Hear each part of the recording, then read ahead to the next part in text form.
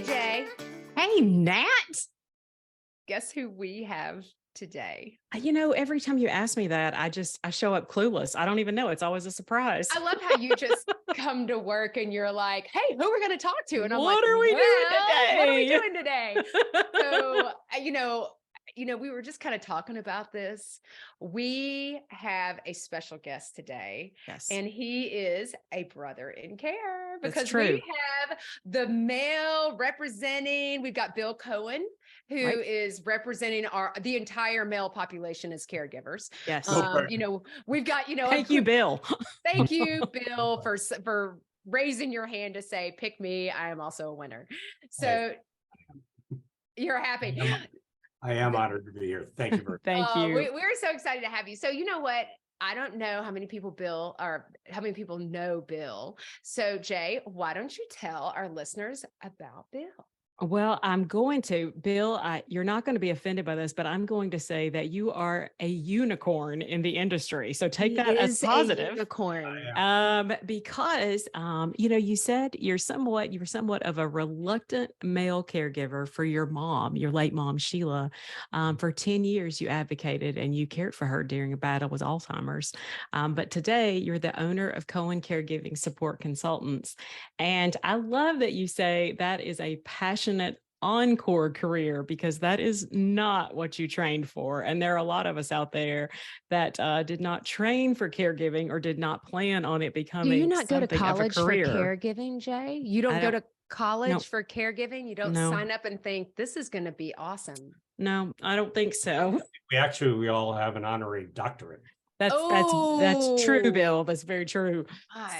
So today, I guess I have so many questions, but Bill, you took those years and you said you built this encore career out of a journey of exhausting pain and loss. And that's honest. That's a lot. But you share your story and that journey, and you answer questions and concerns. You provide advice. You work with, you're a volunteer with the Alzheimer's Association. You do all kinds of stuff. He runs groups too. Yes, with all of this experience that you picked up. And that's why we're so excited to have you here. You're a totally different view, because while there are loads of male caregivers out there, there aren't a lot that they don't see themselves, I guess. There's not a lot that we get an opportunity to talk to. So we are honored to have you here. And we're excited to hear about your mom, Sheila, because you wrote some beautiful things about her in your bio as well. So thanks for coming on. Actually, let's start with a boring stat. Ready. Oh, let's do it. But it's actually very revealing. And I heard it actually from Teepa Snow the last time she was in Portland. I think most people have probably heard her or her approach quite often, that back about the time that I was taking care of my mom back in the mid-2000s to start, about 1 every 5 caregivers for dementia were men. Now it's more like 1 out of every 3. Wow. So it is growing. Men are stepping into that more frequently. I'm seeing it with my clients. I'm seeing it in my support groups, and that's a good thing. Yeah. Sometimes I've even had clients where it's 4 brothers. Wow. No kidding. Well, and it shows that find a woman, we can't do this. Got to find a woman to do this. Right? Oh, that is so sweet. Yeah. I think that's so important, because there are so many men out there stepping up and taking care of moms. I will say this, Bill, my husband is one of 3 brothers. And when their mom was ill, all 3 of them absolutely took turns in caring for their mom and providing support for her to age in place until she ultimately passed.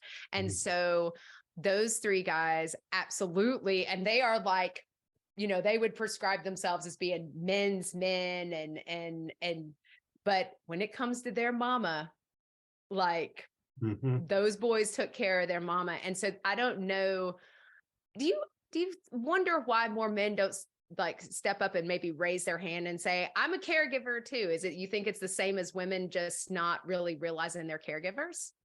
No, I think it's because we're brought up without being in that role traditionally. Yeah. Okay. You men are in the caregiver, nurturing, caretaking, whatever term you want to use. Yeah. And so suddenly to be thrust into that role, reluctantly or otherwise, Yeah. I'm sure a lot of men, well, that's not something that I do. That's not something I handle. I think what's the key here is, and we can talk about this a little bit more, is men are going to go about it a different way. Again, Yeah. generally, women Okay. have been more in the nurturing role. By the way, no kids here. So no previous experience. So Wow. you're saying you don't have any children? No, correct. Convenient. Me or JJ, neither do we. We just have dogs, and I know you have cats. We barely keep them alive, but yeah. Again, still qualified to be a caregiver. Absolutely. Like, with no kids, still qualified. Right. So we were actually, that old acronym DINKS, dual Yeah. income, no kids. Yep. And then when we both retired from government jobs, DRINKS, dual retirement income, no kids. Cheers. Got it. Dinks and drinks, dual income, No no kids. kids. Yeah. I'm using that. I'm a dink right now, working towards drinking.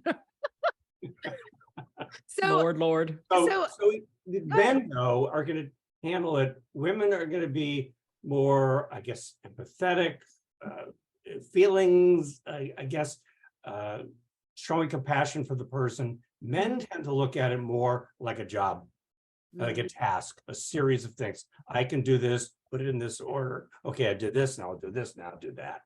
And the other problem is that they tend to not seek help or go to support groups or go to a counselor. So let's say they don't have any siblings, they're the guy. Are they going to seek support? No, I can handle this. Yeah. no. I'm strong. I can handle it. Yeah. Don't need any help. Which is So, obviously wrong, because as we know, caregiver burnout is a real thing. no, Absolutely. you're absolutely Come right. on.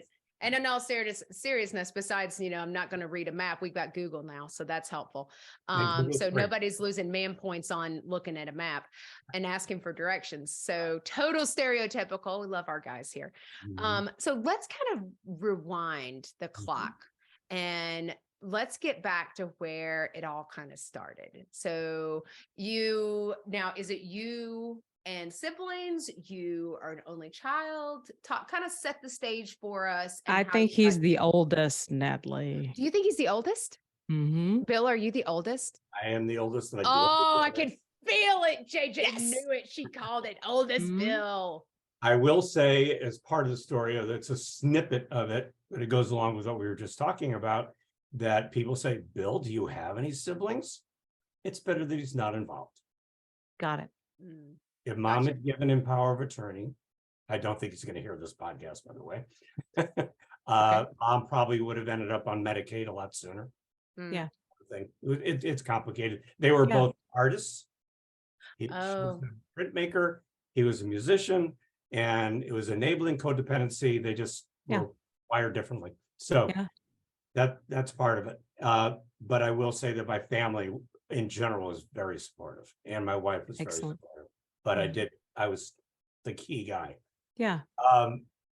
So whether I was reluctant or not, that's hard to say, because going back, so around the mid 2000s, and what I'd like to say is, if you had told me 18, 19 years ago, Mhm. what was going to transpire and that I'd be sitting here talking to you and doing what I'm doing, I'd say, you're nuts. You couldn't make up this scenario. So, as you know, although I'm in Oregon and I'm a native New Englander, my Yep. mom was in Biloxi, Mississippi. Yeah. As I say, I'm obviously not from there. Yeah. Yeah. No, I can tell you're not from No. there. You're not from So- Nolans. Yeah, exactly. Well, I lived in New Orleans for a couple of years. Yes.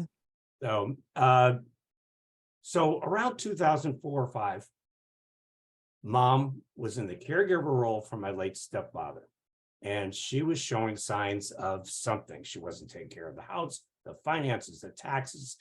She was paranoid, confused, agitated, some memory loss. And like I said, she was in the caregiver role. Yeah. And we were thinking, well, maybe she's just tired, stressed, getting a little older. She was in her early 70s. Yeah. Not far off from where I am now, actually. Yeah. And we were thinking, well, if my stepfather, who was on and off hospice, passed away, I know you can relate to this, but yours was sudden, right? Yeah. If he passed away or went into a care community, would she bounce back? Mm. We never got that opportunity, because what happened in August 2005 on the Gulf Coast and New Orleans? Katrina. The Mm. house they had lived in for over 30 years. They were evacuated. They were safe, completely swept away in the storm surge. Mm. I don't know if you've ever been in Biloxi, but there's the back bay where Keesler Air Force Base is. The storm surge went right around into the back bay, just took it out. If they had started that house, it had been on stilts or maybe 50 feet higher, and it would have survived. That much difference. So needless to say, the trauma, she went back to the house fully expecting to be there. That it survived everything, including Camille and some other storms. Yeah. The trauma of seeing it gone exacerbated, accelerated whatever was coming on. Wow. Mm. So she evacuated with step family to Wilmington, North Carolina. Yeah. I started doing some cross-country travel and long-distance caregiving. I'll tell you a quick story, which I think illustrates very well how serious Alzheimer's can be. And we didn't know for sure what it was yet, but it became obvious soon after. So they're like within days of the storm, and they're moving to North Carolina. She was out in the driveway trying to escape. My stepbrother and her did not get along very well. Mm-hmm. Fortunately, and she was very agitated. Fortunately, another family member gets her on the phone, says, Sheila, if you don't get back in the house, you may end up somewhere you do not want to be. Meaning like institutionalized. She got that message, still had enough cognition. Mm-hmm.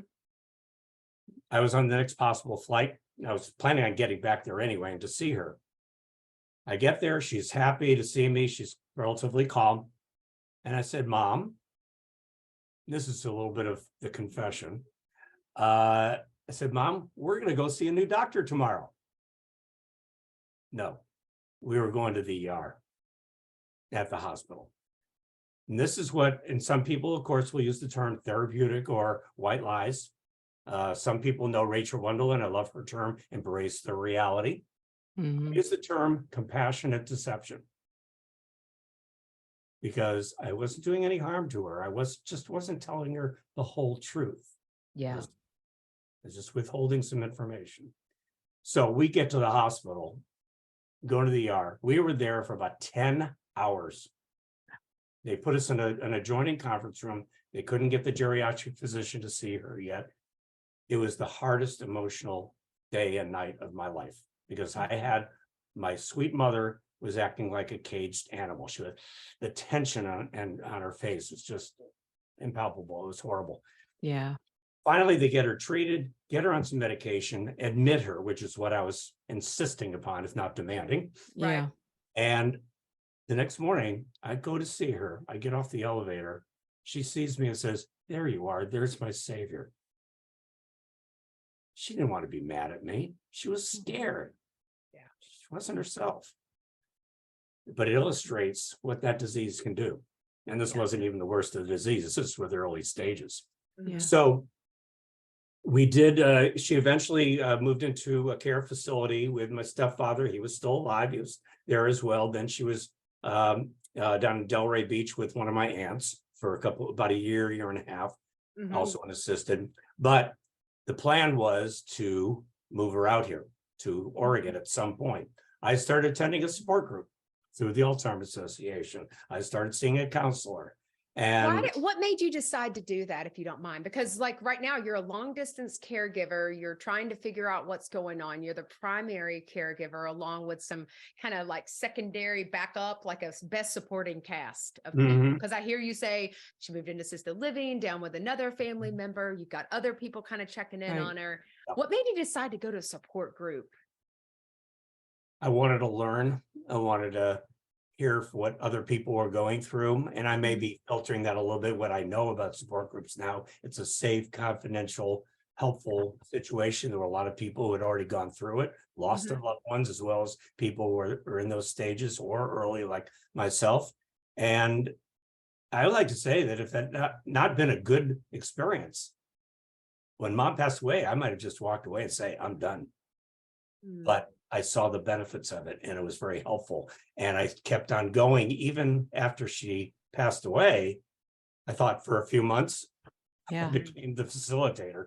Yeah, but okay, so I still want to go back for a second. Yeah. What was, because this is, I think, what people want to know. Yeah. What was beneficial in your opinion? Because you're in a group of people, you're in a group of strangers. So you've got confidentiality there, confidentiality on many levels, because you got like, nobody knows me.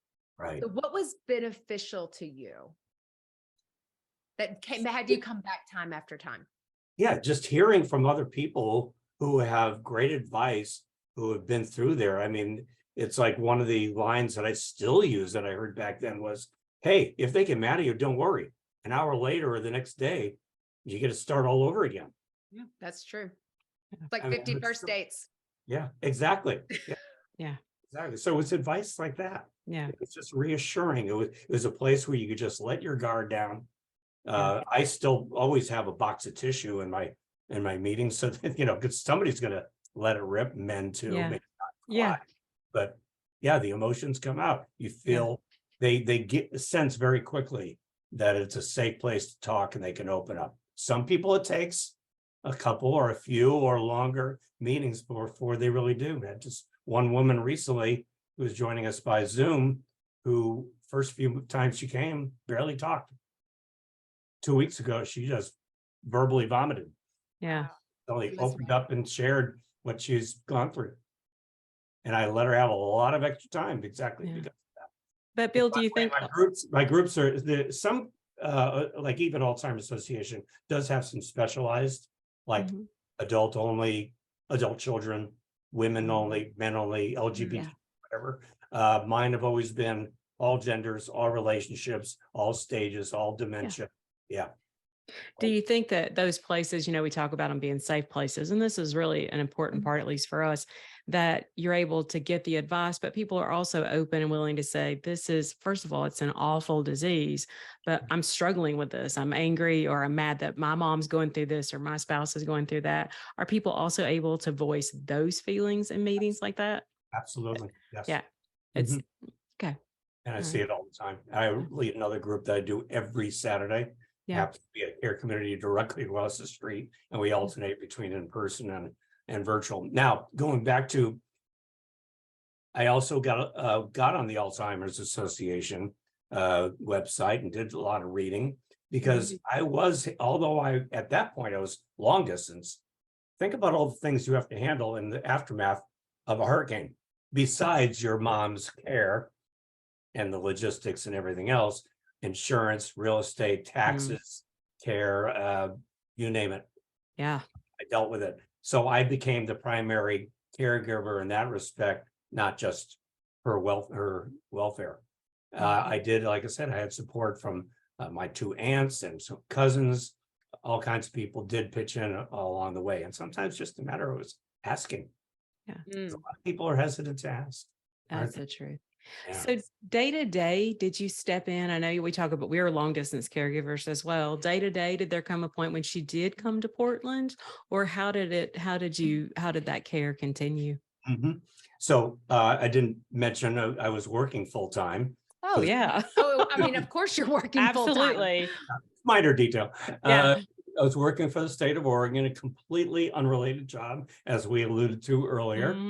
My previous two careers weren't related either. It was in financial services. I was in the hotel business, but what's the common thread? Helping people, customer service.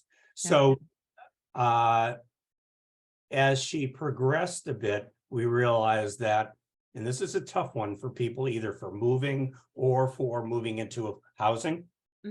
No, it's hard to find that Goldilocks just right, either too early, too soon, whatever. But the key was that she was mobile, ambulatory, and she had enough cognition where she could, handle the trip.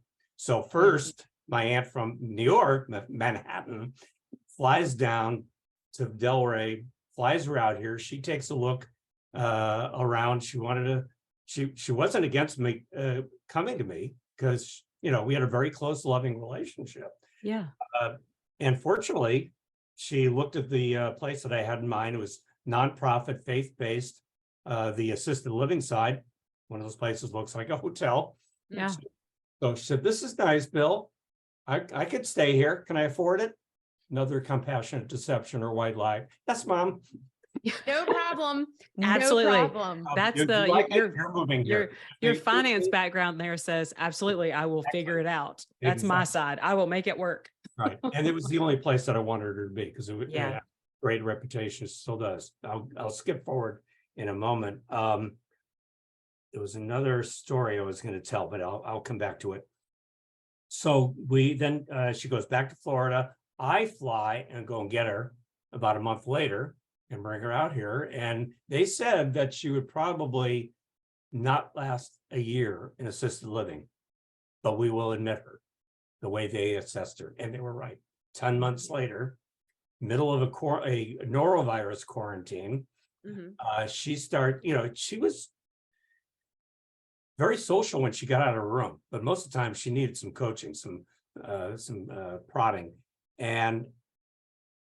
But when you're suddenly taken out of your routine, you get antsy. And she started wandering and doing some dangerous behaviors like eating lotions. Yeah. So the staff said, Bill, hate to tell you this, but your mother is going to need 24/7 care. She cannot be left alone. Right. This was another very difficult period. And it's also a place where my wife stepped in, where we put her in the daytime. This is like for 2 weeks leading up to the move into memory care. So let me forget that little story. We put her in adult day care for the day.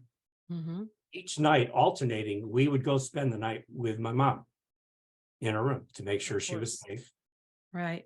And then at the end of the day, we go home, get ready to go to work for a few hours. And then the other would have the next night. I barely saw my wife for 2 weeks. Yeah. She stepped up and helped out. Yeah. At the end of the 2 weeks, and this is when she was going on Medicaid. So it was a perfect storm, right? Another one. Absolutely. Yeah. So going to memory care, we move her over there. We did, again, put her in adult daycare, got some help from friends with a truck and all that stuff. And everything ended up in our garage again, except for the few things she could have in her room, small room. I know you talked about that in earlier episodes. You get it. You got rid of everything. Well, we lost everything. Yeah. One piece of paper. I'll never forget that. And we do it in congregate care for adolescents, which is sad, equally sad to think about our children in foster care who only have a paper's worth of items. Ultimately, when you go into an assisted living or to skilled nursing, you also go down to one piece of paper with all your earthly possessions. Pretty much. It's such a reality. It's like slaps you right in the face. Exactly. So what we end up doing is after everything was moved out, we take her with the head nurse, like she's getting a tour of the memory care. Now, this place was an older building. It looked like the old nursing homes. It's been since renovated. It looks really nice now. So we walk in. Hey, how do you think, Sheila? Do you like this? Yeah, this is nice. This is nice. And we just left. Lori, my wife, and I go out to lunch. We said, that worked out pretty well. We made one mistake. We went back. She saw me, and now she was really mad at me.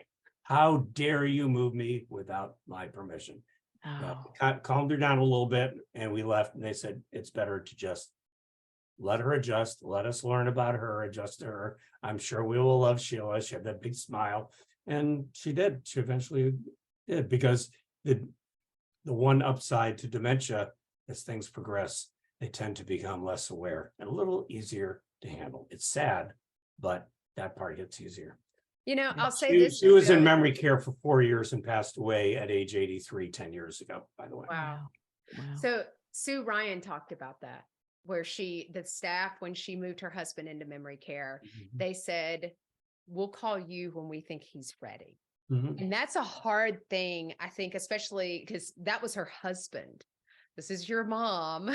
And you're trying to think, but why am I not needed? And the reality is that stop making it about you. Yeah. Because she really did. And it would be a reminder. I want to go home. Yeah. I want to go home. I want to go home. Right? Yeah. Wherever home is. Yeah. That's right. That's exactly right. So, like I said, she passed away at 83.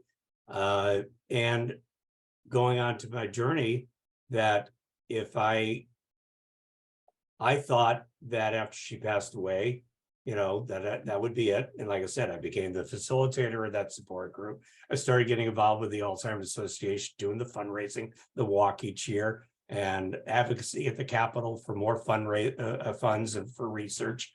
And as I approached retirement 6 years ago now, I thought, well, I'll just do more volunteering. But I came across this concept of a caregiving support consultant. And as you said my words, became my encore career. Because what I was doing before was not fulfilling. There were some elements I liked about it. I got to travel over the state of Oregon, but it was strictly for the compensation of the benefits. Yeah. So when you talk to people, because there's so many caregivers out there, Bill, that don't know there are such a thing, consultants. We have so many friends, people that we've met, Elizabeth Miller, just all kinds of people out there. They're caregiving consultants.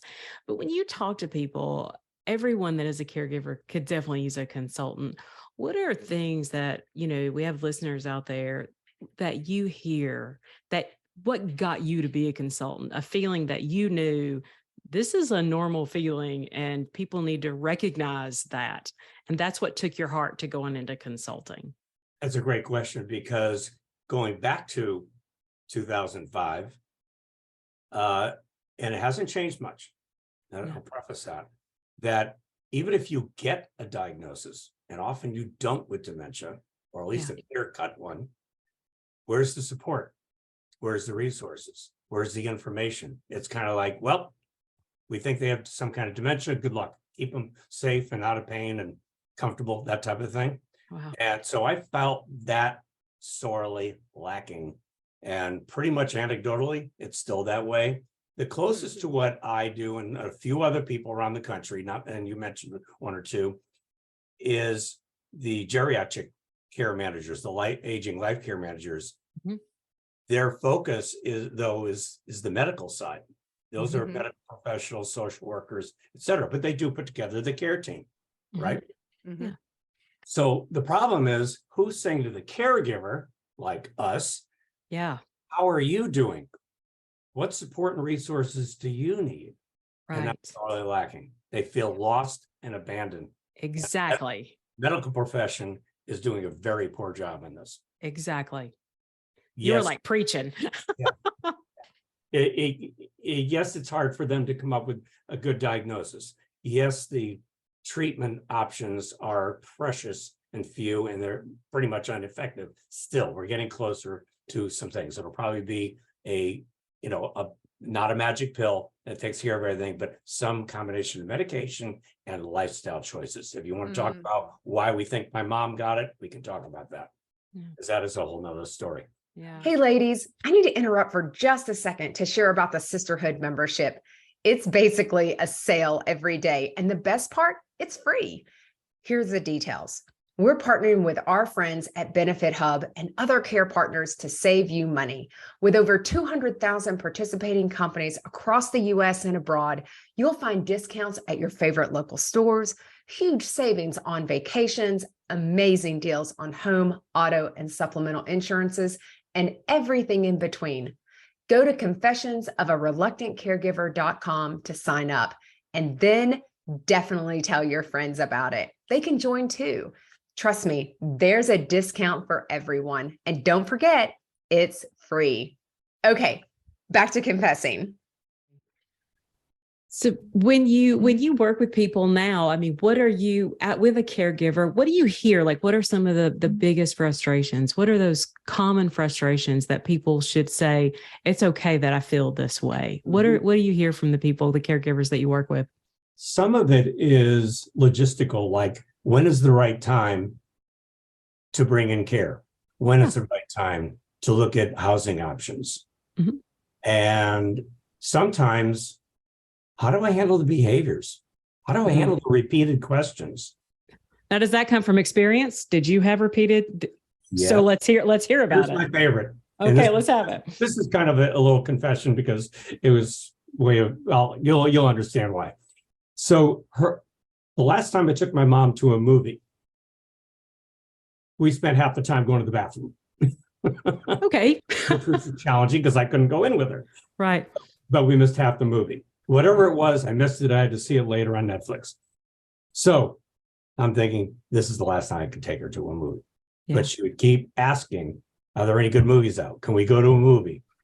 Instead of getting frustrated, oh, Mom, no, I can't take you, or, no, okay, maybe we'll go someday. But I just started saying whatever popped in my head in terms of a name. Titanic, Gone with the Wind, Butch Cassidy, Casablanca. She was getting an answer. Yeah. He didn't know any difference. There was Yeah. no harm, right? Right. She didn't know Gone with the Wind was 70 years ago, right? Or 80. I was also keeping my sanity. And here's the confession. I'm having a little laugh at Mom's expense inside. It's okay. It's Which- okay. It's 30 years ago, Mom.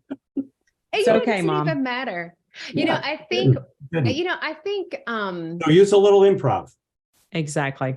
I think use a little improv. I have a friend of mine whose mom, she and her sisters are going through some stuff, and she posted a really good question. Like, her mom is on set for Alzheimer's, and I think she's trying to engage with her mom, for example, because her mom lives out of the state where she lives, and she's trying to think of things that she can do, because conversations are hard, and she's trying to remain connected, I think.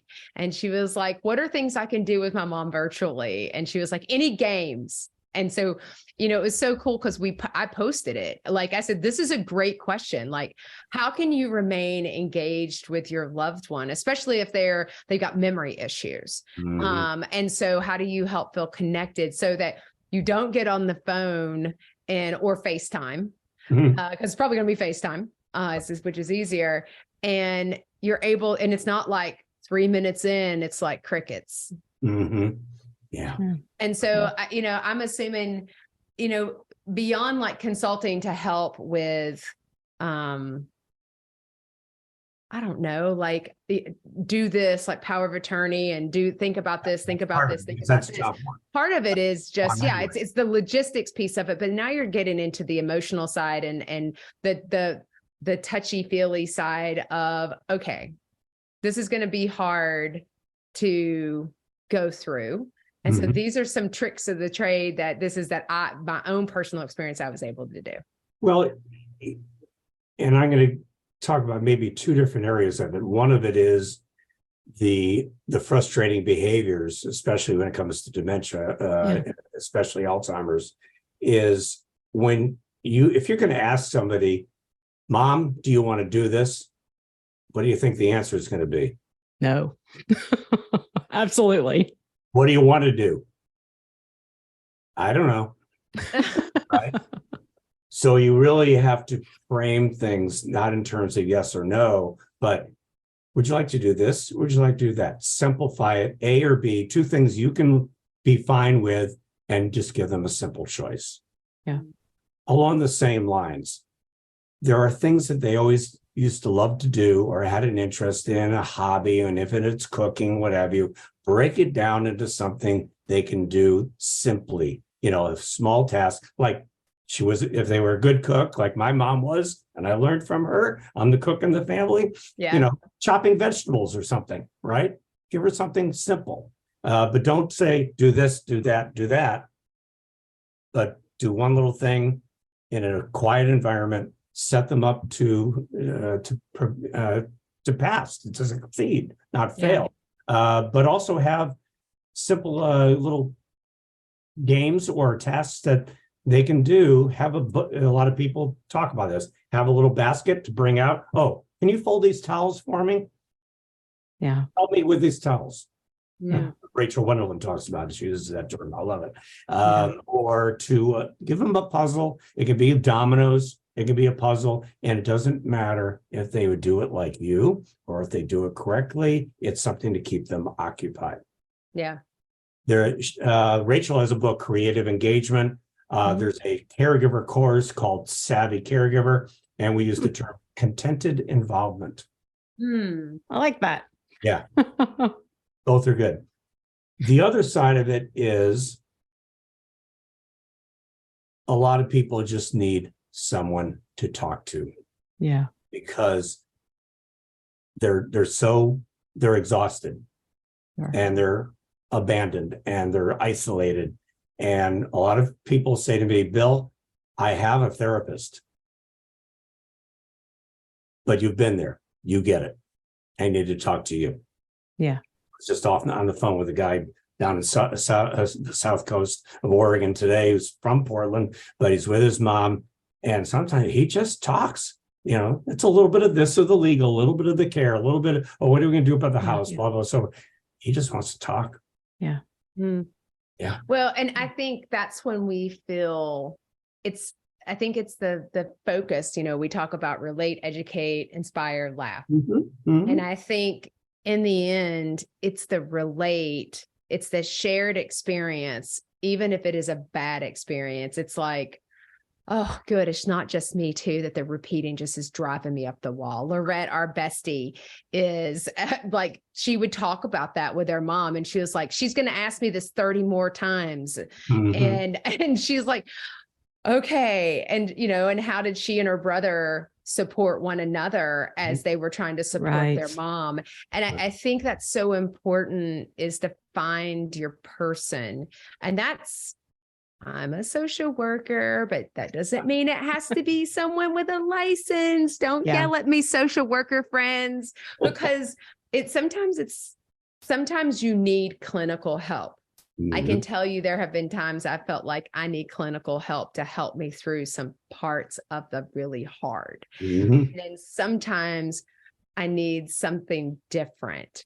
And I think a group also allows you, when in a group setting, there's a reason they're reimbursable and that people do lots of groups. It's that relating to other people, everyday people who put their pants on the same way, really does help. Well, they shared that experience, I think. And, Bill, if we had that same, anyone that I've talked to that has a mom or a parent with Parkinson's, those people understand my issues. And it would be hard for me to go and talk to someone who was just saying, I'm sorry, your mom is sick. But when someone says, I understand you're out, your mom is perfectly fine, and then she has an attack and she can't walk, and no one understands that, well, they get my frustration. And so I think that's why it's so important that the group work that you do, I think that's the reason for response to groups is so important. I think one of the biggest things that I also help people with, because there's something I had to learn very quickly, that while I was caring for mom, it wasn't just a full-time job. I also had a narcissistic micromanager boss who was making my life miserable. Narcissistic micromanager boss. Yes. Nobody's ever had that, right? No. Yes. I'm like, oh my gosh, I can do nothing right. Yes. So you can imagine where my stress level was. Oh my gosh. It was sky high. So besides the counseling and the support group, et cetera, one of the things I started doing, and this is why I talk to people, self-care isn't selfish, it's vital. Absolutely. I started going for a regular massage, still do today. I don't consider it a luxury, I consider it a necessity. Yeah. Whatever works for you, meditation, yoga, go for a walk, what have you, but you need to find that time. The other thing with that Savvy Caregiver class that was really good was there was an exercise where we asked the caregivers, okay, if you had an hour, 4 hours, a whole day, a whole weekend, no caregiving responsibilities, what would you do with that? Oh my God. What would you like to do? I remember one woman who said to me after about the 2 hour mark, said, I can't envision that. I can't see letting go of my husband to take those things, that even though she needs it. Wow. I always hear about caregivers who, they took a weekend, they go to a hotel and all they did was sleep. Or watch Hallmark. I would watch Hallmark. Right. That's all I'd watch is unrealistic expectations of men. That's what I call the Hallmark Channel. I just sit there and watch how these people who don't have any income and live in great houses, and then they find romance, and then poof, they're ready to wed after 1 week. I would Bill, just I got to keep her off the TV. I got to keep her off TV. I can't watch Was but that so what much the appeal Hallmark. is? Okay, I was wondering. Yeah, no, right. Thank you, Hallmark, if you'd like to sponsor this episode. So, Bill, just kind of just a question, your caregiving experience and with men in general, what differences do you think that you saw versus if you had had a sister, for example, that would have taken care of your mom? What challenges do you think you saw being a son versus a daughter? Well, for one, I always thought I would have liked to add a younger sister. Okay, fair enough. Everybody we'll wants be a your sister. Okay. Done. You get us. Glad to You be get us. inclusive. I think that's why I have a lot of female friends, Got it. Right. and why the business is easy for me to go into. Mhm. I'm not sure. I think my aunts really played that role. Yeah. Support. One was in New York, one was in Florida, and one moved out here and stayed. You know, Yeah. she take care of. So I didn't have to be with mom all the time. Besides, to my mother, if I could be there 24/7 and it wouldn't have been enough. So I didn't try. I went there like 2, 3, 4 times a week. My aunt went there other days. So the pressure wasn't there. I think I was still the point person. I have a financial background. It's hard to say really how it would be different if I had, but I think between my wife and my aunts, that role was filled. But I also, and I'm going to tell you a quick story. People need to, they're always saying, how can I help? Right. Mhm. And people say, oh, I'm fine. Don't worry. I'm okay. When they really could. Because if you make a list of all the things you have to do as a caregiver, I'm sure your younger sister has a ready list like this. You know, what roles are you? You're a cook, you're a maid, you're this, you're all those things. If somebody asks, have a little, hey, can you pick up the laundry for me, the dry cleaning? You have a teenage son. Can they mow the lawn for me? You know, simple things, which is really not putting them out, but people are sometimes afraid to ask. And my example was at the end when mom was on hospice, another norovirus quarantine. Don't worry, the place was good, but just, this happens. It's congregate care. Call it for what it is. People are going to get sick. Like UTIs, right? Yeah. And it was in the last couple of weeks, the only people who were allowed besides the residents and the staff were my aunt and I, because they knew Sheila was close. Care was wonderful. The coffee was horrible. And Portland, the Northwest, we're coffee fanatics. Yeah. So we got plenty of local places. We don't need Starbucks. Oh, sorry about that, Starbucks. You can still sponsor us. You can redeem yourself. Okay. All right. Okay. There are others. So I get on social media, on Facebook, and I said, can somebody please bring me a mocha latte? 2 people showed up from 2 different stands. One of them was from Starbucks. Thank them. But Thanks, guys. Okay. It was okay. But all I had to do was ask. That's right. And they showed up at the front desk.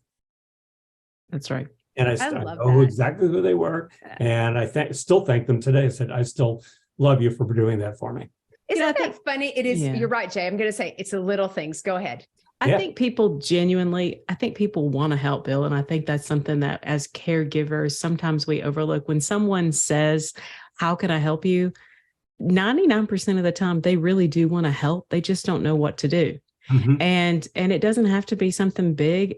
They just ask them to do something. And I think that's our responsibility to just say, hey, can you grab me a coffee? Or, hey, I if you go to the store, I do need just a gallon of milk. And it is just a little thing about just helping. And that's human nature. That's just drop off a dish, drop off a casserole or something. Absolutely. Oh my gosh. You know what? And we know that's what women and the men, but the women do well. I can drop off a casserole. Any anywhere, good Bill. is cooking a casserole. We got the casserole. We got the casserole. Okay. You're gonna throw the religion card. You may know what Cohen is. You don't go empty-handed. That makes sense to me. You know what? That's every religion. We have the foundation. It's the foundation is not God. It is we know how to cook. we come with items.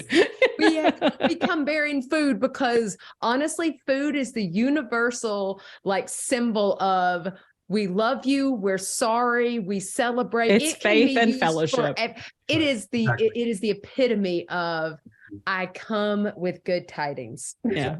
It's faith and fellowship right there in a casserole. You know what? I'm so glad that you said that. Come with food. Here's another story that is food related, and maybe I don't know.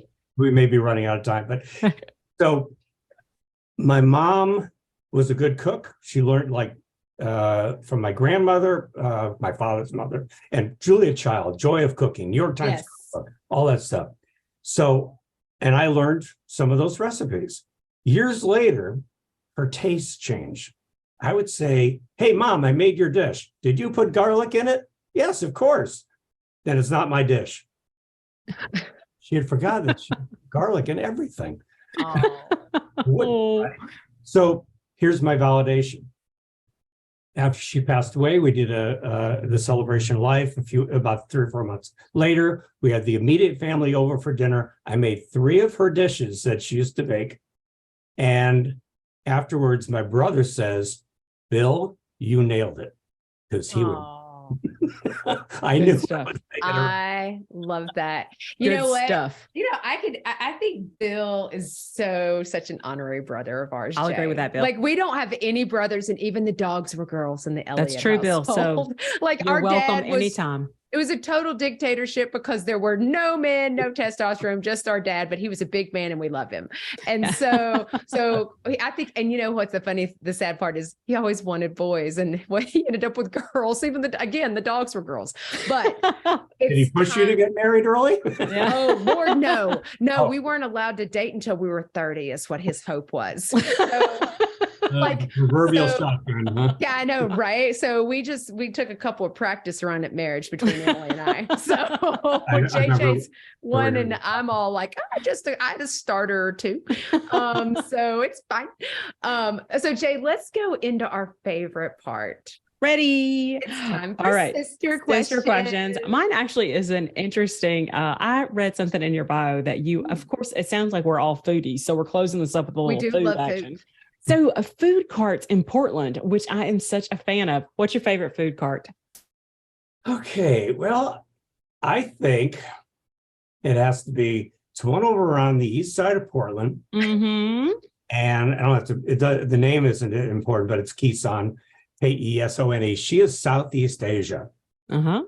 Laotian, Cambodian, and Vietnamese food. And wow. Had even just Vietnamese.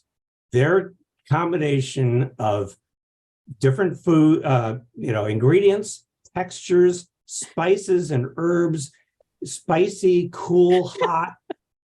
It is just incredible what they put together. And when I'm over in that area of town, that's my go-to.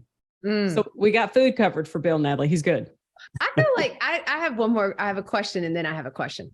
How long have you been married? We will be. Do a quick calculation. 43 years in July. Yep. There is a reason, because every person who's going to hear this is going to think, I love Bill. There is a reason that Bill has been married this long and his wife is very secure in the relationship. Because Bill, you are such a gem. You are like, honestly, I'm like, oh my gosh, I know people, you're a facilitator. You're so welcoming. You're inviting. Your voice is just like warm hug. And so I love your stories. They make me so happy. So here is the final question, and I always get it. You know what it is. What is your favorite guilty confession? What's your favorite guilty pleasure? Oh, you mean even beyond caregiving? Doesn't matter. What is your favorite guilty pleasure? Because I gave a confession about my therapeutic life, I love your compassionate deception. Yes, I need to know your favorite guilty pleasure. Well, yesterday, you may have noticed, is my birthday. Yes, I did see that. I think I'm going to miss out on one of them because there was a great pie place on the other side of town that had a wonderful Boston cream pie. Oh, Now that, because that is a decadent dessert. I don't eat it all the time, maybe once a year.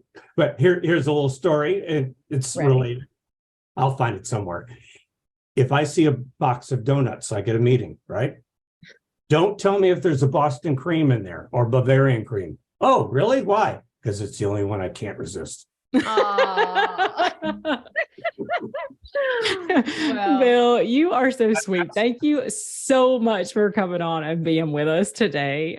Thanks for sharing your mom and about your passion for Alzheimer's and the work that you're doing today as a consultant. We're going to list lots of links, lots in of our resources. notes, lots of resources, because Bill has shared lots with us, and there's a lot more that we can all learn from him. So I also want to thank Bill. You're such a wonderful person. And I know, Bill, you do groups virtually as well. So you don't have to live in Oregon to get to work with Bill. And so I just want to make sure folks know that. And you'll find, again, all his socials and everything will be in our show notes, and make sure you check that out. That's totally. And a great example is I have a Facebook community, Dementia Support Group for Caregivers, with Bill Cohen, which has members from most of the states and provinces and representatives on 6 continents. Oh, wow. Okay. Well, I can tell you these sisters are already group members. Yeah.